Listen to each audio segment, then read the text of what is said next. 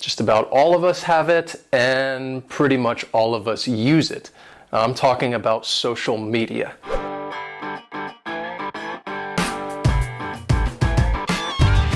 And what I want to tell you today is how you can use it to improve your English skills.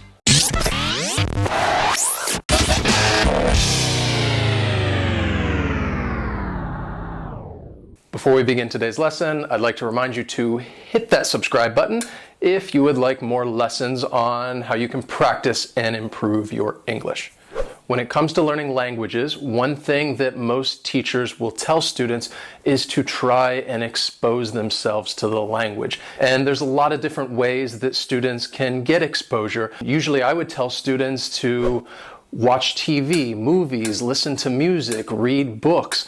Classroom instruction is always very useful, as well as using apps on a phone. So there's so many different ways that students can get exposure to the language. And another way that students can get a little more exposure is with social media.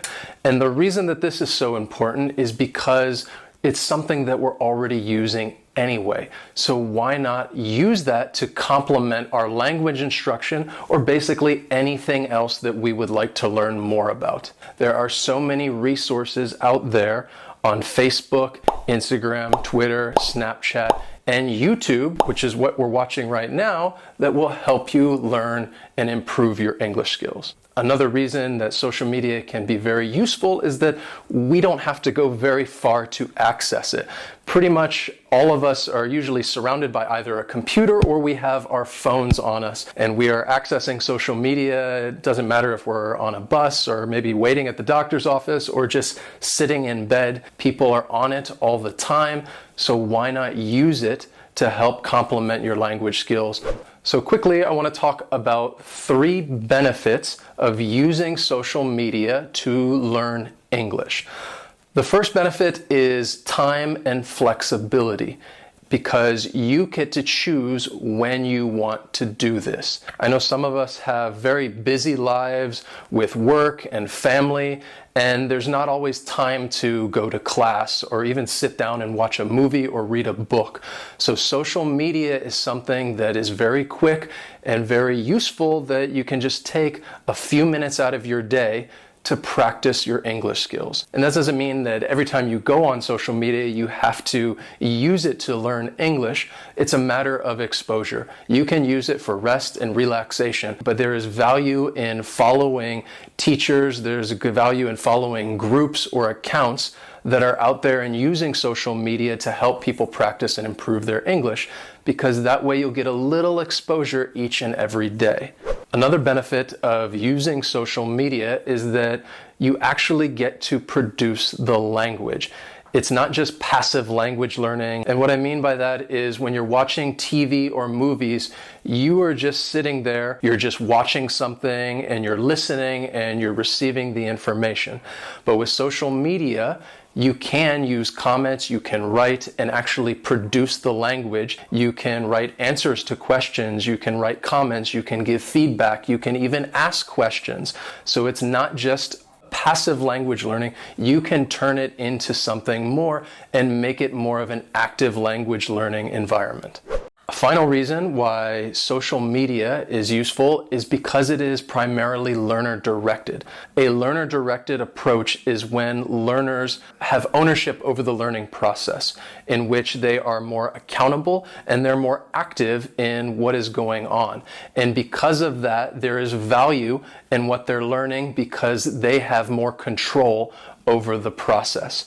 And as far as social media is concerned, it is completely learner-directed because you get to decide when you want to use it. You get to decide how you want to use it, whether it's on Facebook, Twitter, YouTube, Instagram, it doesn't matter. You have complete control of this process. And because you have more control of this process, it might be a good motivation, because the motivation to do this is coming from within you.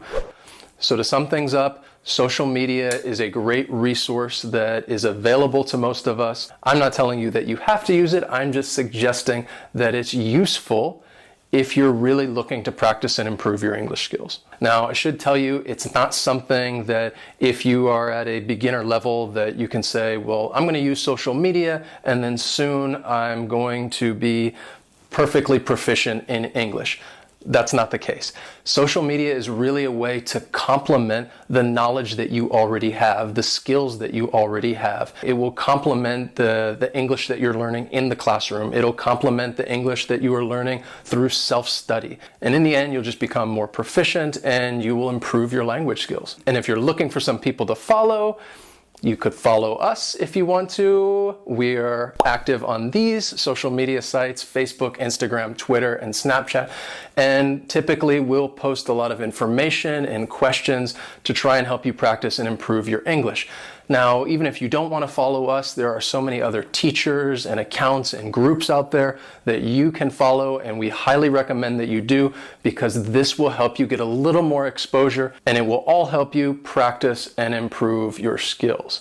In the comments below, we want you to write which social media sites you like using and why. And if you have any suggestions of teachers or groups or any accounts out there that would help other learners practice their English skills, this is very useful information, and the more information we all have, the better. Thanks for watching. Hope you enjoyed this video. Go use some social media, and we'll see you next time. Become an active learner. Don't just rely on a lot of this passive learning. Yeah. You want to use it for active or passive or blah, blah, blah, blah, blah. I don't know what I'm talking about. I don't know where I'm going with this.